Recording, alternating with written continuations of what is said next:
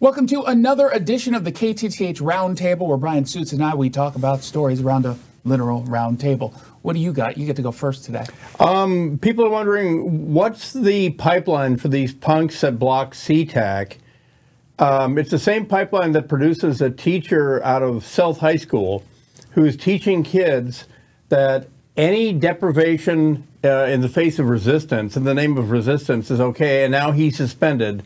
And his name is Ian Golash, and he was caught by Accuracy in Media's Crisis in the Classroom project at a protest where he first denied posting on social media thoughts like that, and then when confronted with, well, what about Hamas raping and murdering innocent women? And the comeback was, what's your proof? Yeah. So the guy clearly hasn't seen the montage of video that the IDF put together. Hold on. I don't know if that's true. I don't know if that's true. I think when you're an anti-Semite, you choose to ignore a lot of things. He has to be aware of the UN report that came out several weeks ago saying that it happened. He had to have seen the New York Times very high-profile interview with a former hostage who went through graphic details of her rape. So he's choosing, I think, to ignore all of that because it makes his position look weak. And that it's a feature, not a bug of Hamas, and that becomes crystal clear if you see any of the horrible video that they themselves put up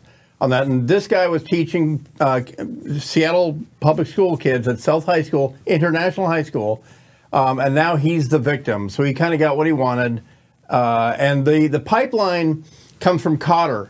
Qatar spends almost a full $1 billion between Northwestern, Johns Hopkins, even Texas A&M, in like your journalism school at Virginia Commonwealth. It's Qatari money. Qatar owns Al Jazeera, and the pipeline from American journalists being trained that the Jews are evil, and then them taking a gig as a North American correspondent on Al Jazeera is seamless. So, yeah, those kids that are blocking I-5 or the CTAC drop-off lane, there's a direct line. They're coming from college campuses. Well, there's also something that's not being discussed in all of this, and I'll make this my topic. It's a Fox News editorial that I wrote this week. The folks who are in this anti-Semitic crowd, the protesters, it's not just that they're fueled by hating Jews in Israel. These are anti-capitalists. And that's really, at the end of the day, what all of this is about. They're not hiding it. So, for example, this last week, Monday, we saw the Golden Gate Bridge being blocked, SeaTac being blocked, Chicago O'Hare Airport being blocked. That was done by a group that is actively calling itself an economic blockade. Now, they're framing it around hurting the economy because that'll end up hurting Israel. No, these are anti-capitalists. And if you go to their websites, if you go to all of their previous work, because the Venn diagram of people who are involved here versus Antifa versus the BLM radicals. Yeah, there's no daylight. There's like no daylight whatsoever. These are folks who are anti-capitalist socialists, and that is their end goal. It's to disrupt our economy because they want to dismantle capitalism. That's all that this is about.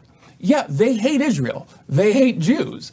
But what they really have in common, their end goal is to go after capitalism, which they view as oppressive. They see Israel as this massive, robust economy with an entrepreneurial spirit that is in the Middle East, and really the only capitalist country. Exhibit A. Yeah, so I mean, that's what they're viewing this entire lens through. It's rather remarkable, but people aren't really talking about it. And even Hamas purged themselves as socialists because the socialists in the PLO and Hamas and Palestinian Intifada, they're driven by a profit margin. Their entire scam is producing dead bodies and getting donations for it. And the socialists didn't like that, so they purged them. Meaning toss them out a window or just shoot them. Yeah, literally. So they wouldn't last. No American Antifa guy would last 1 week in Hamas. No, and please tell them your preferred pronouns when you get there. See how you're all treated. Yeah. We'll see you next week.